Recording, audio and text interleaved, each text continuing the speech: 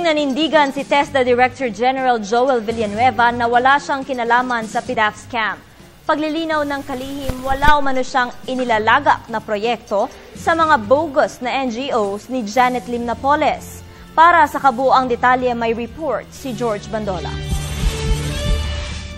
Hinamon ni TESDA Director General Joel Villanueva mga nag-aakusa na sangkot siya sa PDAF anomaly. Giit ni Villanueva, pabalik-balik na lang ang isyong ibinabato laban sa kanya. Subalit, wala naman daw ebidensyang inilalabas para magpatunay dito. Alam nyo, hanggang ngayon, mag-iisang taon na yung balita na yan, ngunit wala pa rin hong nangyayari sapagkat nakakalungkot din na panay ang paratang pero wala pong basihan at walang maituro. Inamin ni Villanueva na nakapagpasok din ito ng proyekto sa ilalim ng Technology Resource Center sa ilalim noon ni Antonio Ortiz. Taliwas sa mga naunang lumabas na aligasyon na nakaugnayan nito si Dennis Cunanan, dati ring TRC chief. Pero ang mga proyektong ito ay mapapatunayan naman daw at hindi bogus tulad ng ibang mas higit na nasasangkot.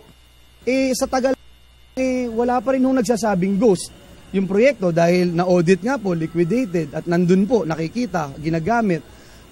Wala rin hong nagsasabi ni isang whistleblower at maging si Janet Napoles, sinabi ho niya na hindi niya ako kakilala. Ikinagulat din ni Villanueva ang pagkakadawit ng kanyang pangalan sa digital file ni Ben Hurluy matapos ang decoding na ginawa ng National Bureau of Investigation. Meron pong mga testigo na nagsabing sila yung nagbigay ng salapi, sila yung kumuha ng kickback, etc.